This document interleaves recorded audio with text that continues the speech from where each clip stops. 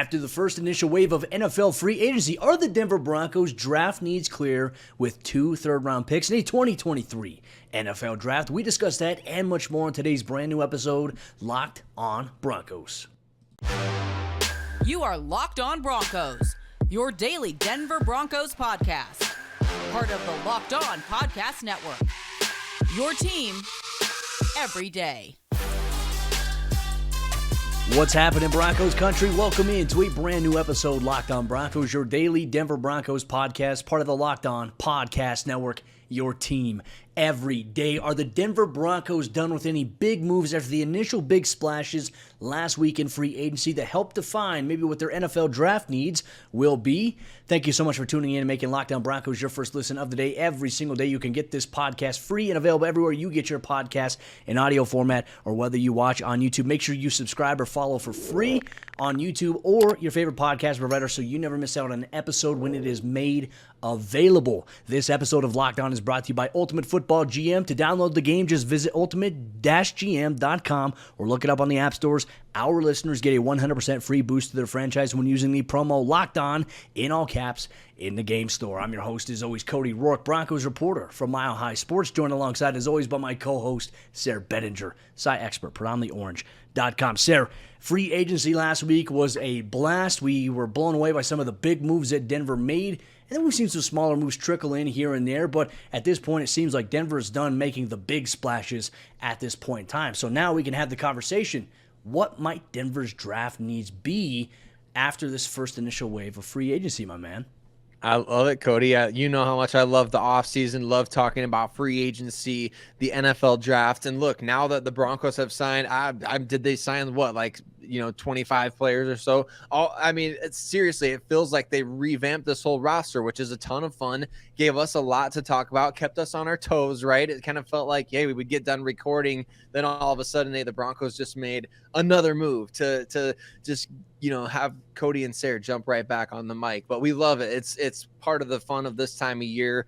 But now the attention and focus really does shift more so to the NFL draft, right? The Broncos probably done making major moves, barring the unexpected. And you never know. I mean, maybe we should expect the unexpected at this point. But I think you look to the NFL draft right now, you look to the positions of strength, at least depth, in terms of, hey, we're not talking about a top 10 pick. We're not talking about a top 32 pick. We're not even talking top 64 right now, like we were last year with Nick Bonito at that 64th pick. We're talking about 67 and 68 in the draft. So where is this draft strong? Where are the Broncos going to be able to get maybe some instant contributors at their picks, 67 and 68? To me, Cody, at this top end of this draft class is not very good at this position, but I'm going to throw out wide receiver. I know I maybe sound like a broken record talking about the wide receiver position, but even if the Broncos don't end up making a trade of Jerry Jeudy or Courtland Sutton, which I really hope they don't. I hope they stick with those guys, and I hope they, continue throughout this season. Just see what they've got in the Sean Payton offense. Give us a chance to see if those guys with whatever we hope to be this season, competent coach, hopefully a better Russell Wilson. Let's see if we can get the best out of those guys, and if not, you can go ahead and blow it up in 2024. I still think change has been percolating for a while at that position now. Feels like something has been coming, and I think the Broncos need better players there anyway. I'm not just talking about the top 4, talking about players that can step in. Let's say you have another training camp injury like the Broncos had last year with Tim Patrick, right? You have somebody that you can bring in and say, hey, we really believe in this player. He's a high 3rd round draft pick. We actually think he could be something. Bring somebody like that in. I think wide receiver is a good combination of, it's a deep position in this year's draft class, and it's an area where the Broncos may not be looking for a starter right now, but you could still get immediate contributions from somebody in this year's draft at that spot. It's all about having insurance policies, right? And, when you look at depth options, it's not just about guys who can maybe step in for where your number 1 receiver is or your number 2 or your number 3. It's, hey, ideally, NFL rosters, skill players, they're premium at this point. We're seeing guys go everywhere. We're seeing more guys being involved in the offense now. And look, I remember a couple years ago, there was a year where Sean Payton legitimately had 13, 14 wide receivers from, I'd say training camp to the end of the regular season all circulate throughout the starting lineup because of injuries. So I think that for Sean Payton, he believes how important that is. We've seen that happen. There is a guy that they did sign that we didn't get too much, but Lil Jordan Humphrey as well. There's been some talk about him maybe being a potential tight end option for Denver. Wide receiver is an interesting one considering some of the rumors. We know Mike Kliss has come out and has said that, Denver at this point, they're not looking to move on from either of these guys. So we'll see what happens here. I'll throw out another position here I think that Denver maybe should take a look at so far as we're recording this podcast. No other lower level signings and free agency have happened here for Denver, but the biggest question that we've had surrounding the offensive line is the center position. Is Denver committing to Lloyd Cushenberry this season? That, to me, I think is something intriguing to follow throughout the next couple of weeks leading up to the NFL draft. But Denver very well could look at maybe getting a center in round 3. Look, you have 67, 68, as you mentioned. George Payton believes that those are premium picks, right? You look at rounds 1, you look at rounds 2, those are luxury picks, right? But round 3 is a premium where you have the opportunity, especially in the top 5 of round 3, to get some really good talent, really good players. And if not, you can trade back, trade up. I'm eager to see what Denver's draft plan is. It's all predicated off of this. But then let me throw out another position here. I want to get your thoughts on this because it's something that Broncos country has brought up. What about edge rusher? Should Denver maybe in round 3 take a look at edge considering Randy Gregory's injury history? For him, it was unfortunate he was not able to finish last season. Baron Browning is kind of, he's still growing. He's still developing. He's one of those, in my opinion, a developmental talent who's obviously taken things to the next level, training with, the trainer that Von Miller did. I think it's Frank Matriciano, if I'm not mistaken, the hellish trainer. So he's taken steps to elevate his game, but behind him, right, you have Nick Bonito. Should edge rusher still be maybe an option to consider here for Denver?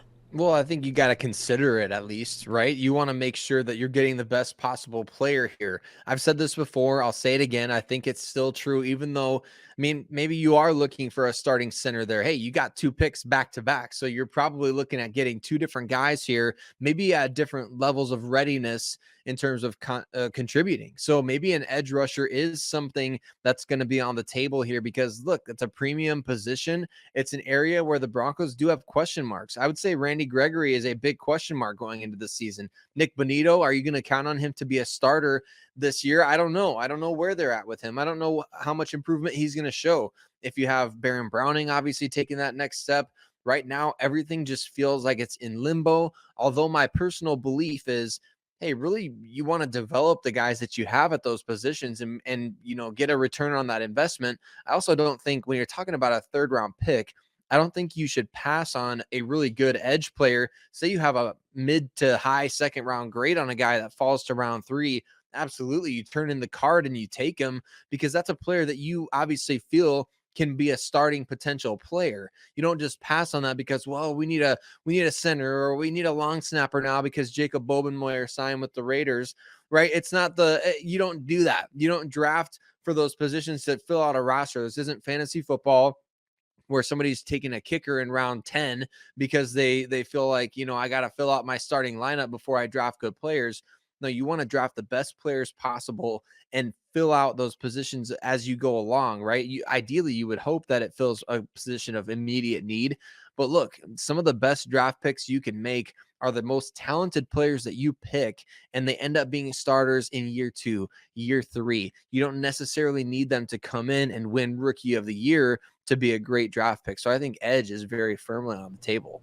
I think that's a great point, considering we've seen the value in the last 2 to 3 seasons from Denver, specifically with round 3 players like Quinn Miners, Baron Browning, Greg Dulcich being another one.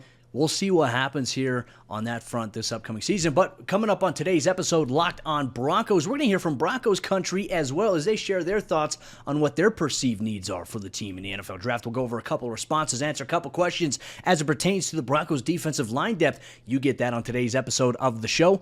This episode is brought to you by our friends over there at Ultimate Football GM. You've heard me talk about this mobile game app here on Locked on Broncos various times. And if you've ever thought that you'd make a good NFL GM, put your skills to the test with the Ultimate Football GM app. It's not as easy as you might think. The best part about it is you don't need Wi-Fi to play it. You can play it on the go anywhere at any time. And with NFL free agency happening right now in terms of the lower waves, the second wave, third wave, you can now prepare for the draft side of things where you can assemble your personnel, your coaches, and you can make changes and you can make choices based on what your team needs going into your season. It's full control all at the palm of your hands and your fingertips on the go, as I mentioned. All of this is in a challenging and realistic game world. Ultimate Football GM is completely free. It's playable offline. As I mentioned, you can play on the go as you want and when you want to. Locked On Broncos listeners get a 100% free boost to their franchise when using the promo code Locked On in all caps in the game store. That's Locked On in all caps, so make sure to check it out today. To download the game, just visit ultimate-gm.com or look it up on the app stores. That's ultimate-gm.com. Ultimate Football GM, start your dynasty today.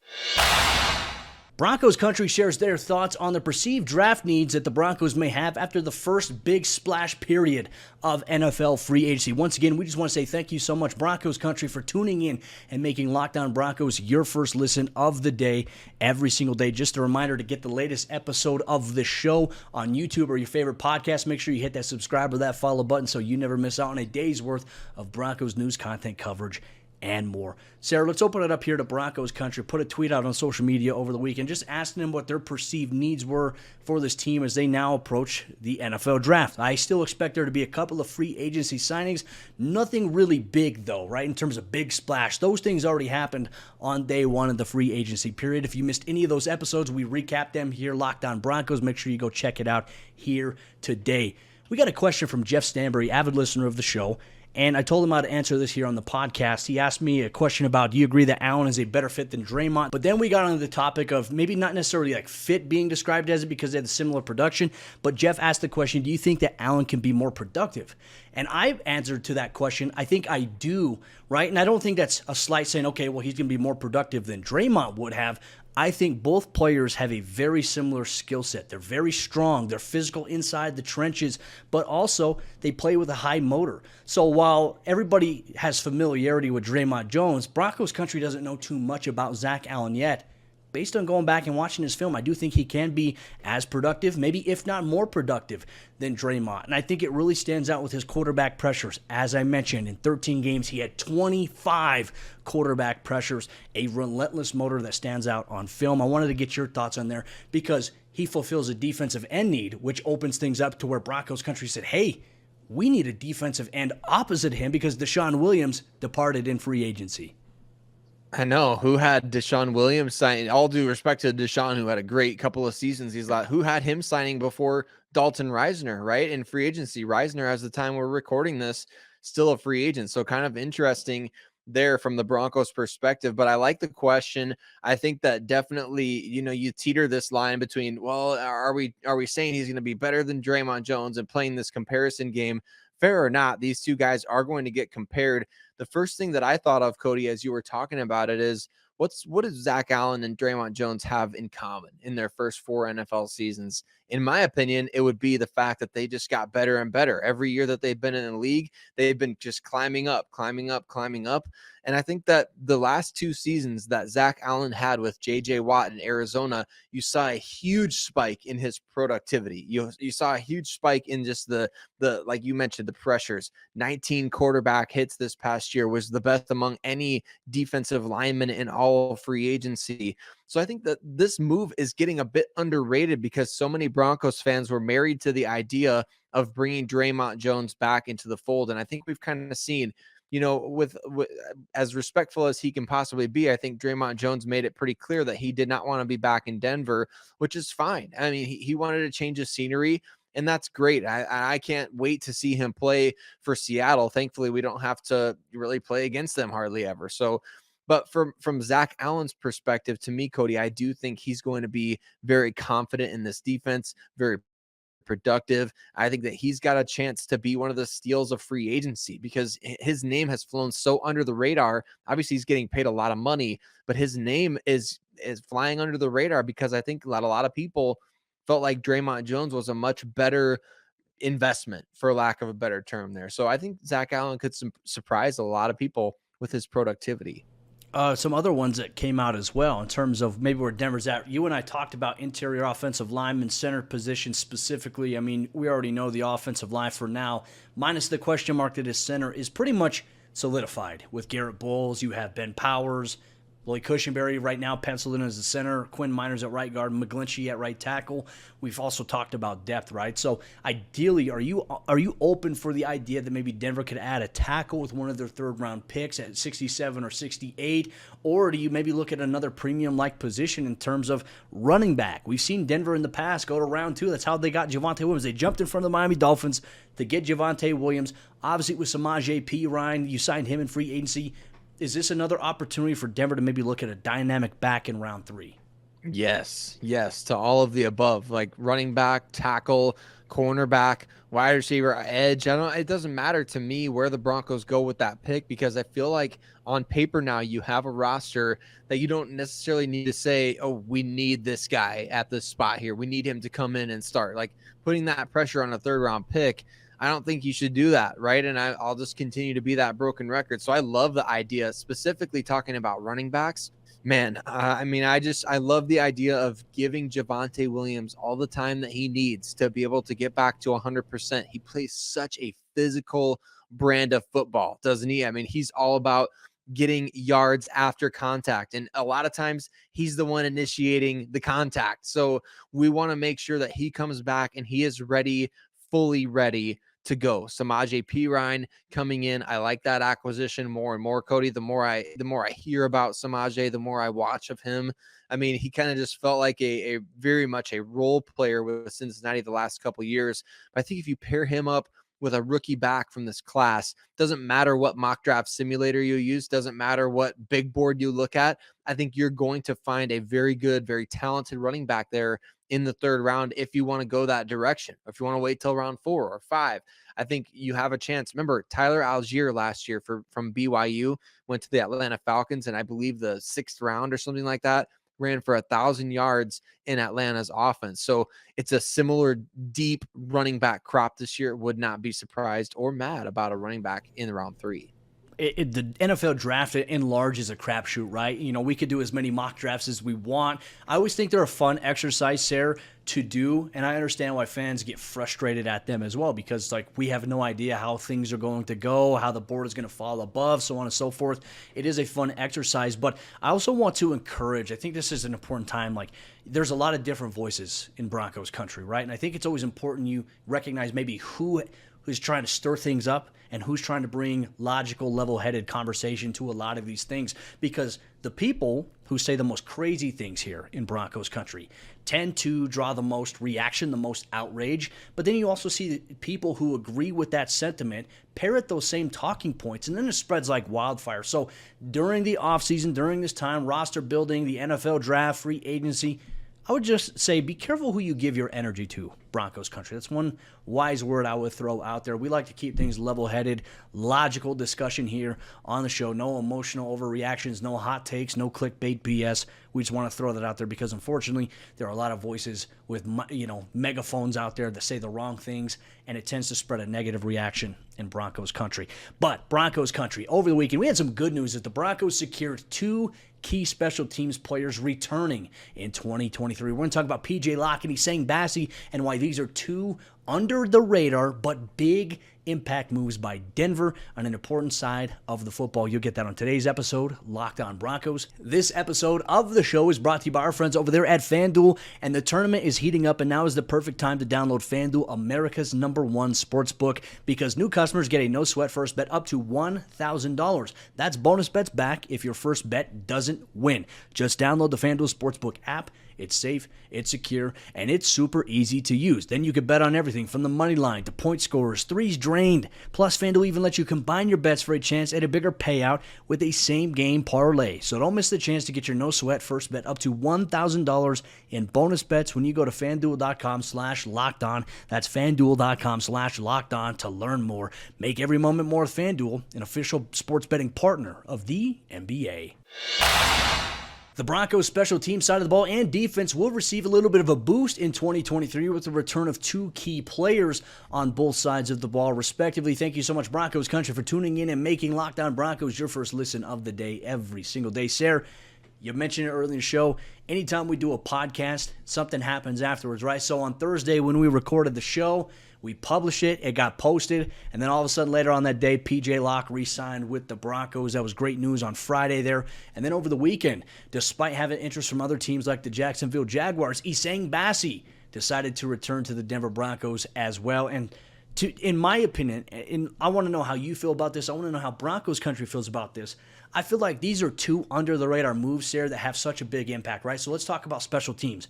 When you look at Denver's special teams unit last year, as a whole, they struggled. But Bassey and P.J. Locke, they were two standouts at major positions, not to mention they are core 4 players on special teams. What were your thoughts over the weekend when both of these guys re-signed and will be returning to Denver this upcoming season? I think you put a lot of stock into these couple moves, right? Because what did the Broncos, where did they make maybe the biggest upgrade in terms of the coaching staff this year outside of Sean Payton? I would say that it was on special teams, right? After Jerry Rosburg took over as the interim head coach last year, we remember he fired Dwayne Stukes, who was the special teams coordinator at the time. And then Sean Payton comes in. He hires Ben Kotwica as the new special teams coordinator. Obviously, been doing that a long time in the NFL, but also the assistant head coach, Mike Westhoff, a special teams coaching legend. I just picture you get these guys together in the room, right? You're evaluating the roster as you get to free agency or as you're leading up to free agency. And what are you asking these coaches? What are you asking your scouting department? Well, you're asking them who's worth keeping around. And I figure if P.J. Locke and Essang Bassey were worth keeping around by the standards of somebody like Mike Westhoff, no disrespect to Ben Kotwica, but I think obviously Westhoff he's kind of got the seniority there in terms of experience. But if those two guys are both signing off on these guys coming back, Cody, to me, I feel like this is a huge victory for the Broncos. Not to mention, I feel like both Locke and Bassey have really gotten better in terms of their ability to contribute defensively. So to me, I think this is a win-win all around. I mean, you mentioned it, right? You always want to see players who are trending upward. Bassey's been trending upward despite him suffering a season-ending ACL injury his rookie year where he made the 53-man roster as an undrafted guy. I mean, I always want to go back to for Vic Fangio, as tough as he is, recognize something in Bassey. Well, his value also increased on special teams because he had a couple of plays last year where he made it downfield and helped pin the ball inside the 5-yard line by securing it. I remember he even helped pin it on the 1-yard line against the 49ers. Speaking of that 49ers game, P.J. Locke coming up big on defense to secure the Broncos' victory, punching the ball into Jeff Wilson's hands. Kareem Jackson recovers. PJ led the team in special teams tackles as well last season with 12 of them. His goal is to get 15. He's told me that, and I think that he'll get there as well. But I also want to highlight, these two guys being core 4 guys, we hear that term a lot. It is important because they're playing every major special teams unit while also maybe contributing on the defensive side of the ball. That is huge. It can't be understated enough. Not to mention, PJ was playing personal protector, but injuries to guys like Mike Boone and even Bassey got hurt at one point in time. Forced him to move to gunner, where he also excelled getting downfield and making plays in the open field against kick returners and punt returners. PJ's well-deserved here. But let's talk about the defensive depth, right? You bring back another safety we talk about. Okay, you have Justin Simmons. Caden Stern's going to start this season. You have P.J. Locke now coming back, who's huge in that room for them. I've talked to Christian Parker. Last season he said, man, having these guys, it's great because PJ's an experienced guy now. He's a vet. He can help also mentor some of these younger guys like Delarian Turner-Yell, who's also in that room. You look at cornerback. Bassey's going to provide depth there. He can play outside, but he really excelled, in my opinion, stepping up and filling in. I thought he did a pretty decent job when K'Wan Williams missed some time there, coming up and making tackles against the run, defending passes in the slot. He had a couple passes defense there. Bassey's also good inside depth because that's a hard position to play. I love it. I honestly, the more you talked about them right there, Cody, the more I love these moves. I just think I'm thinking of the connection with Christian Parker. I'm thinking of the fact that, man, the special teams coaches wanted these guys back. I'm thinking of their ascent just in terms of PJ Locke playing the safety position, actually getting out on the field and being able to go out and make an impact in regular season games, which we finally saw this past couple of seasons.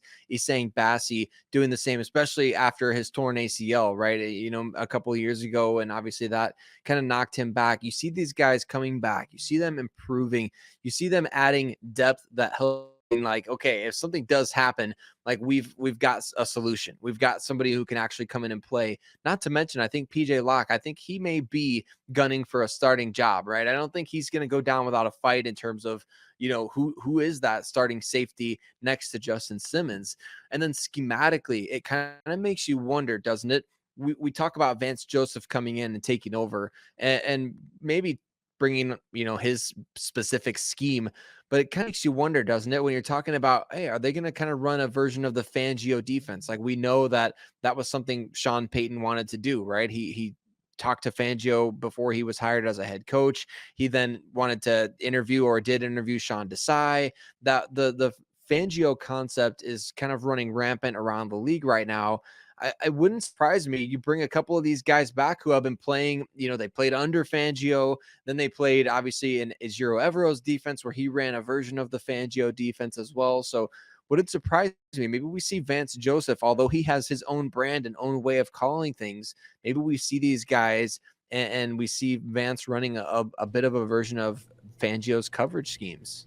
I wouldn't be opposed to it as well, and I like the note that you made about PJ, because remember last year at training camp day one, he had the best day out of everybody. I mean, he's picking off Russell Wilson. He's making plays on the ball, knocking, passes down. He played, I say quite a bit at the safety position at the beginning part of the season, but then, Justin goes down, and you have to change things up because you have Kareem and you have Caden now, so PJ was playing a little bit more in the dime role.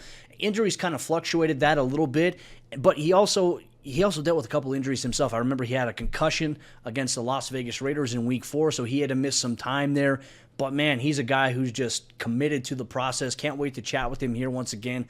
Glad he's going to be back in Denver Broncos country. We want to know what you think down below. What are your thoughts on Bassey and PJ Locke's return to the Broncos this upcoming season and their roles not only on special teams, but the defensive side of the ball? That'll wrap up today's episode. Locked on Broncos. Subscribe or follow for free on YouTube or wherever you listen to podcasts so you can get the latest episode as soon as it's available. We appreciate you so much taking time out of your day to listen or to watch us talk all things Denver Broncos. If you're watching on YouTube, interact with other members of Broncos country in the YouTube comment section down below. We'll be back tomorrow for a brand new episode, Locked on Broncos.